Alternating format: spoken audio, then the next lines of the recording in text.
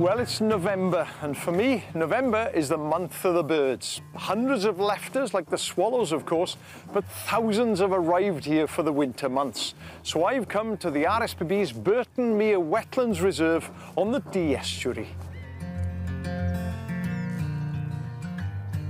This is a man-made reserve.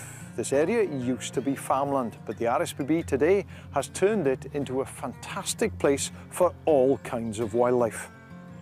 The reserve sits right on the border between England and Wales, and only a third of the reserve is in Wales, but that is the best bit. The Dee Estuary is one of the best places in the whole of Britain to see wintering birds. Over 110,000 of them gather here every single winter. You can see hundreds of them behind me as I speak, so let's go and have a closer look to see exactly what we can find.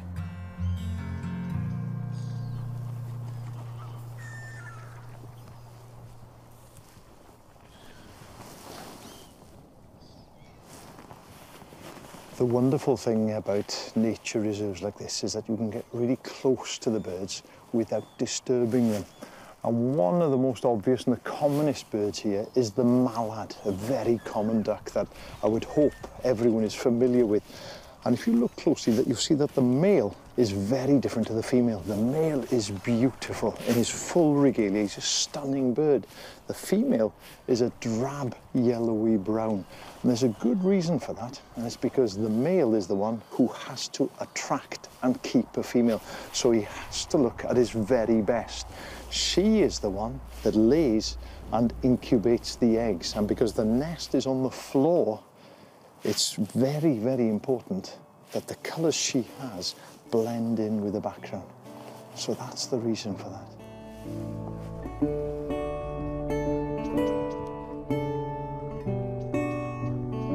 And here are a couple of other ducks to keep your eyes open for.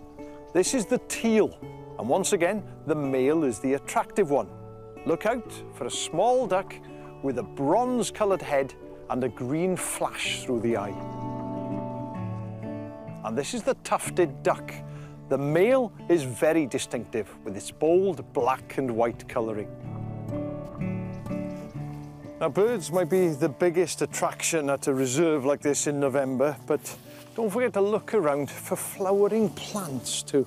Like this one here. It's called the red campion. It's quite a common hedgerow and woodland plant. And what's incredible about these is that they're in flower from the beginning of spring right through summer and right through until the middle of winter. And this one is flowering here because it's a sheltered place where it catches the sunlight.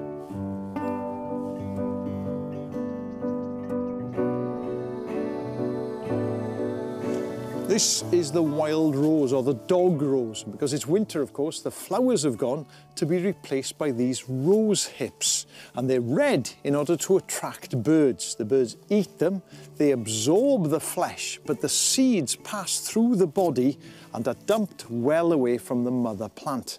And my mum remembers during World War II gathering these rose hips in order to make a drink that was full of vitamin C at a time when fruits like oranges were very scarce.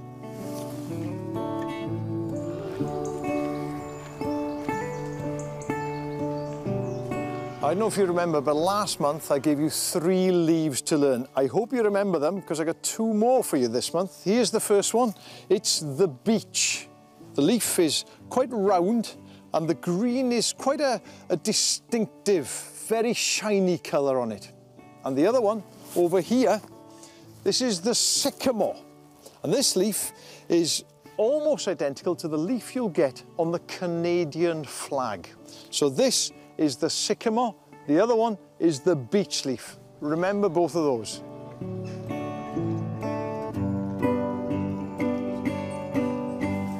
Hides like this are wonderful because they allow you to get even closer to the birds.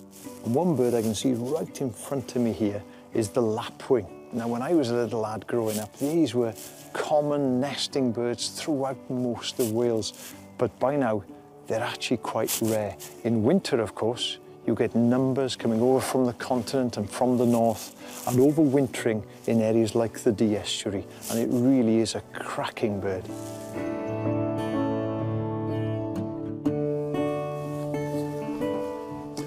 And there we are, that's November. Now, so many people think that it's a dead month for wildlife, but as you've seen here at Burton Mere Wetlands, it really isn't. There's plenty to see, but you won't see anything unless you get up off that sofa and go out to enjoy it.